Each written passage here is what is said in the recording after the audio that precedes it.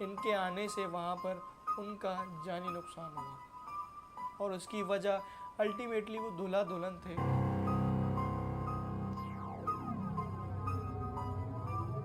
Thanks for clicking in to my video. السلام علیکم ورحمۃ اللہ۔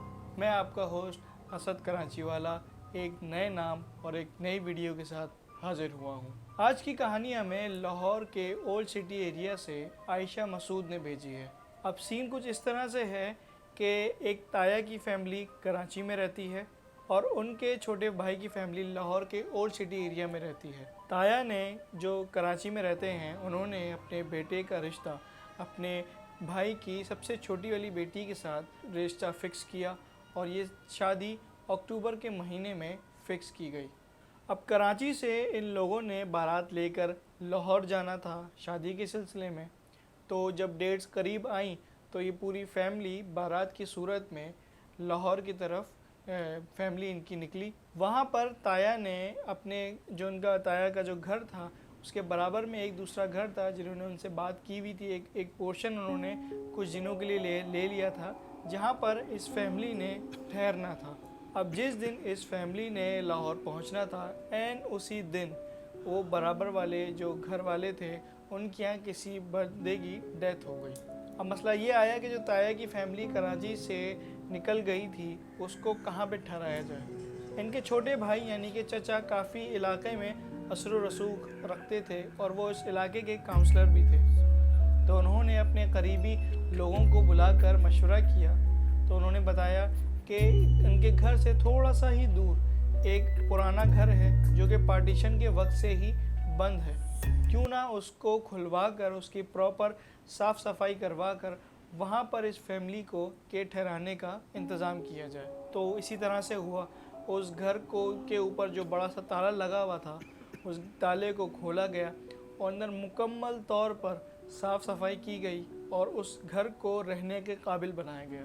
جو نیچے والا پورشن تھا وہ لیڈیز اور بچوں کو دیا گیا، بیچ والے پورشن میں ان کی مامی، ممانی، پھپھو وغیرہ ان کو ایک ایک کمرہ دے دیا گیا، اور ایک جو بڑا والا روم تھا، بیڈ روم تھا، ان کو دلہا دلہن کے لیے ڈیکوریٹ کیا گیا تاکہ وہ کچھ دنوں تک وہاں پر رہیں اور پھر ولیمہ کرنے کے بعد وہ کراچی واپس چلے جائیں۔ اوپر والا پورشن جینٹس کو دیا گیا تھا، یہاں پہ لڑکے مرد وغیرہ اوپر والے پورشن میں رہ سکیں۔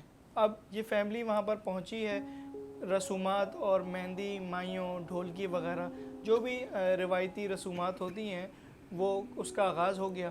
مہندی مائیوں ہوئی، ساری چیزیں ہوئیں، اس کے بعد شادی کا دن آیا، شادی ہوئی ہے۔ شادی ختم ہونے کے بعد دلہا دلہن کو ان کے کمرے میں بھیجا گیا، اس کے بعد لیڈیز وغیرہ نیچے چلی گئیں اور جینٹس جو ان کے اوپر پورشن میں تھے وہاں چلے گئے۔ 2-2.5 گھنٹے کے بعد اوپر والے یعنی کہ جینٹس کے پورشن میں سے کسی کے چیخنے کی آوازیں، زوردار چیخنے کی آوازیں آئیں۔ جب نیچے سے لوگ اوپر بھاگے دیکھنے کے لیے تو انہوں نے دیکھا کہ ان کے جو ماموں تھے وہ کافی صحت مند، کافی لمبے چوڑے سے ماموں تھے، وہ ہوا میں الٹے لٹکے ہوئے تھے اور چیخ رہے تھے کہ مجھے اتارو، مجھے زمین پہ اتارو، چھوڑ دو مجھے۔ یہ سب دیکھ کر سارے خاندان والے کافی خوف زدہ ہو گئے۔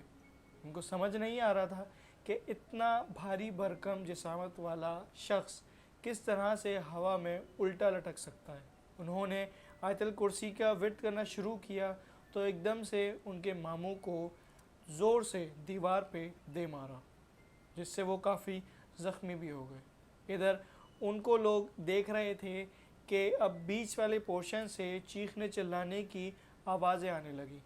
سارے لوگ جب نیچے بھاگے تو وہ آوازیں دلہا دلہن کے کمرے سے آ رہی تھیں۔ جب انہوں نے وہ دروازہ کھولنے کی کوشش کی تو وہ دروازہ اندر سے بند تھا اور اندر سے دلہا دلہن دونوں کے شدید چیخنے کی آوازیں آ رہی تھیں، جیسے کہ ان پر کوئی بہت زیادہ تشدد کر رہا ہو، بہت ان کو مار پیٹ رہا ہو۔ کسی کو سمجھ نہیں آ رہا تھا کہ اس گھر میں اچانک سے یہ سب کیا ہونے لگا ہے۔ تو پھر کچھ لڑکوں نے سوچا کہ تایا کو جا کے جلدی سے تایا کے گھر پہ جاتے ہیں اور ان کو بلا کر لاتے ہیں۔ وہ جلدی سے نیچے دروازے کی طرف بھاگے اور جیسی دروازہ مین ڈور کھولنے کی کوشش کی تو وہ دروازہ بھی باہر سے لاک ہوا تھا۔ کافی آوازیں دیں، کافی دروازہ پیٹا، لیکن کسی نے بھی باہر سے دروازہ نہیں کھولا۔ ظاہر ہے کہ رات کے اس پہر گلیوں میں سناٹا تھا تو کوئی بھی موجود نہیں تھا جو اس دروازہ کھول سکے، اور اس گھر کی دیواریں اتنی اونچی تھی کہ کوئی بھی شخص اس کو پھیلان کر نہیں جا سکتا تھا۔ سب لوگ کافی خوف زدہ تھے اور وہ دلہا دلہن کے کمرے سے آوازیں مسلسل آ رہی تھیں۔ اسی کشمکش میں فجر کی اذانوں کا وقت ہو گیا۔ جب فجر کی اذانیں سٹارٹ ہوئیں تو وہ آوازیں بھی آنا رک گئیں۔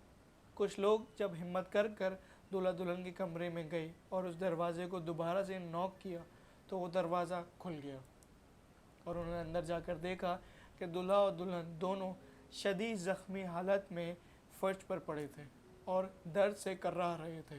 لوگوں نے ان کو اٹھایا، ان کو سنبھالا، ان کو نیچے لے کر آئے، ان سے پوچھا کہ آپ کے ساتھ کیا ہوا تھا۔ جیسے ہی وہ بتانے لگے، اتنی ہی دیر میں خاندان کے کچھ لڑکے ایک دم باہر سے آئے اور انہوں نے کہا کہ باہر کا دروازہ جو پوری رات کھل نہیں رہا تھا وہ اب کھل گیا ہے اچانک سے۔ یہ لوگ جلدی سے گئے، تایا کو بلا کر لائے اور انہیں سارے معاملات کا جائزہ لینے لگے کہ یہ ماموں کے ساتھ اچانک سے کیا ہوا، اور دولہا دلہن کے ساتھ جو اتنے شدید زخمی تھے یہ ان کے ساتھ ہوا کیا تھا۔ کسی کو کچھ سمجھ نہیں آ رہا تھا کہ یہ آخر اس رات ہوا کیا ہے۔ خیر، کسی مولانا کو بلایا گیا اور انہوں نے جب ان لوگوں کے واقعات سنے وہ بھی یہ سن کر دنگ رہ گئے۔ دولہا دلہن کا یہ کہنا تھا کہ جب ہم کمرے میں انٹر ہوئے تو کچھ دیر بعد ہم نے یہ دیکھا کہ ایک دلہا اور ایک دلہن ہمارے ہی جیسے کپڑے پہنے ہوئے آلریڈی اس کمرے میں موجود تھے، جن کے ہاتھ میں بڑا سا ڈنڈا تھا، اور اس ڈنڈے سے انہوں نے ہم دونوں کی پٹائی کرنا شروع کر دی۔ ہم نے ان سے کہا، منتیں کی کہ ہم نے کیا کیا، ہمیں چھوڑ دو، لیکن انہوں نے ہماری ایک بھی نہ سنی اور شدید طریقے سے ہمیں پیٹنا شروع کر دیا۔ ماموں سے بھی پوچھا تو ماموں بھی یہ کہہ رہے ہیں کہ میں اپنا آرام کر رہا تھا اپنی جگہ پہ کہ اچانک ایسا ہوا کہ میری دونوں ٹانگیں ایسا لگا کہ کسی نے اٹھانا شروع کر دی، مجھے سنبھلنے کا موقع بھی نہیں ملا کہ میں ہوا میں فلوٹ ہو رہا تھا۔ مولانا صاحب جب اس گھر میں گئے تو انہوں نے اس گھر میں جانے کے بعد جب اپنی پڑھائی وغیرہ کی، تھوڑی دیر بعد باہر آئے تو انہوں نے تایا کو بولا کہ جتنی جلدی ہو سکے اس گھر کو فوراً سے خالی کر دیا جائے۔ تایا بھی حیران تھے کہ ہم اتنے سالوں سے یہاں اس محلے میں رہ رہے ہیں، اور جو ارد گرد کے لوگ تھے وہ بھی یہ کہتے تھے کہ ہم کئی سالوں سے اس علاقے میں اس گھر کے آس پاس رہ رہے ہیں، ہم نے کبھی بھی اس گھر میں کوئی اس طرح کی مخلوق، اس طرح کی آوازیں یا کوئی بھی انہونی سی چیز ہم نے اس گھر میں نہیں دیکھی۔ یہ پہلا واقعہ تھا جو کہ ان لوگوں کے ساتھ پیش آیا تھا۔ مولانا صاحب نے بتایا کہ جب آپ لوگوں نے اس گھر کا تالا کھولا، اس گھر کی صفائی وغیرہ کی، اور جب دولہا دلہن کے کمرے کو سیٹ کرنے لگے، عموماً جیسے ہوتا ہے بیڈ کا پہلے سرہانہ لگایا جاتا ہے، جب بیڈ کو اسمبل کر رہے تھے تو اس کا سرہانہ زمین پر آ گرا تھا، جس سے جنات کے 2 دن کا بچہ جو وہاں پر لیٹا ہوا تھا وہ مر گیا۔ اس کی وجہ سے اس جنات کے ماں باپ کافی زیادہ غصے میں اور کافی زیادہ تہش میں آئے ہوئے تھے۔ انہوں نے مزید بتایا کہ اس گھر میں جنات کا پورا خاندان کئی 100 سالوں سے آباد ہے۔ وہ الگ بات ہے کہ وہ کسی کو تنگ نہیں کرتا، کسی کے سامنے اپنے آپ کو ظاہر نہیں کرتا، لیکن کئی 100 سالوں سے وہ اس گھر میں آباد ہے، اور ان کے آنے سے وہاں پر ان کا جانی نقصان ہوا، اور اس کی وجہ الٹیمیٹلی وہ دولہا دلہن تھے۔ الٹیمیٹلی اس حادثے کا ذمہ دار وہ دولہا دلہن تھے کہ جن کی وجہ سے یہ سارے معاملات پیش آئے۔ تایا نے ان مولانا صاحب کو کہا کہ ہم ان جنات سے، اس مخلوق سے معافی مانگنا چاہتے ہیں کہ جس کا ہم نے اتنا بڑا نقصان کیا۔ مولانا صاحب نے کہا کہ وہ آپ لوگوں کو کبھی بھی معاف نہیں کریں گے۔ خیر، ولیمہ ہوا، ساری رسومات ادا کرنے کے بعد وہ ان کے چچا کی فیملی واپس کراچی لے کر آ گئے دلہن کو۔ کچھ عرصے بعد ان کے گھر ایک پیاری سی بچی پیدا ہوئی جس کے جسم پر ایک لمبے لمبے سے نشانات تھے۔ ڈاکٹرز نے محض اس کو ایک اتفاق کہا اور برتھ مارک اس کو ڈکلیئر کیا کہ یہ جو جسم پہ نشانات ہیں یہ اس بچی کے برتھ مارک ہے جو کہ وقت کے ساتھ ساتھ چلے جائیں گے، لیکن وہ بچی کچھ ہی وقت زندہ رہی اور انتقال کر گئی۔ اس کے بعد تایا کے خواب میں وہی 2 جنات نمودار ہوئے और उन्होंने कहा कि हमने अपने बच्चे का बदला ले लिया है। ताया काफ़ी खौफज़दा थे। उन्होंने ये बात काफ़ी अरसे बाद घर वालों को बताई। कुछ अरसा गुजरने के बाद उनके फैमिली के घर दोबारा से एक बेटा पैदा हुआ। वो बेटा बिल्कुल सही सलामत था।